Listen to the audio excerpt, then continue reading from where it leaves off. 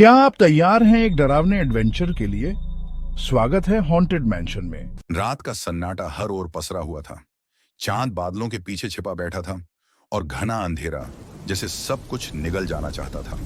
गांव के एक कोने में खड़ी थी वह पुरानी टूटी फूटी हवेली, एक ऐसी जगह जिसे लोग दूर से देखकर भी कांप उठते थे।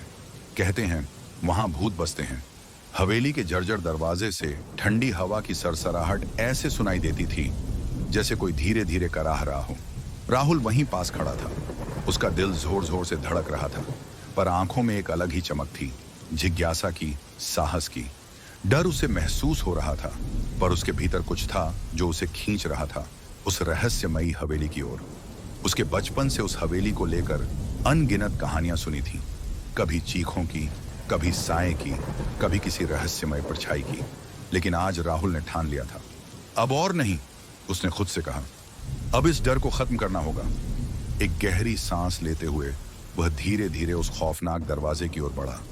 दरवाजा खुद ब खुद चरमराता हुआ थोड़ा सा खुल गया, जैसे हवेली उसे आमंत्रण दे। राहुल ने कांपते हाथों से हवेली का भारी भरकम दरवाजा खोला। उसका दिल जोर जोर से धड़क रहा था, जैसे कोई अजनबी डर भीतर से झांक रहा हो। दरवाजा चरमराते हुए खुला ही था कि अचानक एक जोरदार, रूह कंपा देने वाली चीख गूंज उठी। राहुल के रोंगटे खड़े हो गए, उसके कदम वहीं थम गए और गला सूखने लगा। अंदर चारों ओर सदियों की जमी धूल थी। हवा में सड़ चुके अतीत की सड़ांध तैर रही थी। फर्श पर बिखरे पुराने फर्नीचर जैसे किसी संघर्ष की गवाही दे रहे थे। कुछ टूटे, कुछ उलटे पड़े और कुछ खामोश चीखते हुए। राहुल ने कांपती उंगलियों से अपनी टॉर्च निकाली और जलाकर आगे बढ़ा। हर कदम भारी लग रहा था, जैसे फर्श के नीचे कुछ उसे पकड़ने को तैयार बैठा हो। तभी एक धीमी सी आहट, किसी के पैरों की, बिल्कुल उसके पास। राहुल की सांस थम गई, उसका शरीर पसीने से भीग गया। उसने तुरंत टॉर्च उस दिशा में घुमाई, लेकिन वहां कुछ नहीं था, या शायद था। लहराती हुई धीमी आवाज में कहा, तुमने यहां आने की बहुत बड़ी गलती की है। अब तुम इस हवेली से जिंदा वापस नहीं जा सकते। हवा एकदम थम सी गई। राहुल का गला सूख गया, उसकी हथेलियां पसीने से भीग चुकी थीं। डर के मारे उसके कदमों ने जैसे जमीन पकड़ ली हो, लेकिन उसने हिम्मत जुटाकर कांपती आवाज में पूछा, कौन हो तुम? कुछ पल के लिए सन्नाटा छा गया, फिर परछाई धीरे धीरे आगे बढ़ी। उसकी आंखों में दर्द, गुस्सा और अपमान एक साथ जल रहा था। उसने कहा, मैं राधा हूं, इस हवेली की असली मालकिन। मुझे मेरे ही भरोसेमंद नौकर ने धोखा दिया और एक रात पीठ पीछे से वार करके हमेशा के लिए सुला दिया। उसकी आवाज में दर्द की लहरें थीं। मैं इंसाफ की प्यासी हूं।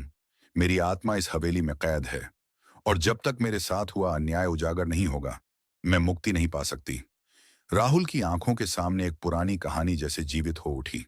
हवेली की दीवारें जैसे हर दर्दनाक चीख की गवाही दे रही थीं। राहुल ने कांपती आवाज में कहा, मैं तुम्हारी मदद करूंगा। उसकी आंखों में डर साफ झलक रहा था, लेकिन राधा की दुख भरी आत्मा को देखकर उसका दिल दहल गया था। उसने ट्रेम्बलिंग हाथों से राधा की ओर देखा और धीमे स्वर में कहा, मैं तुम्हें शांति दूंगा, वादा करता हूं।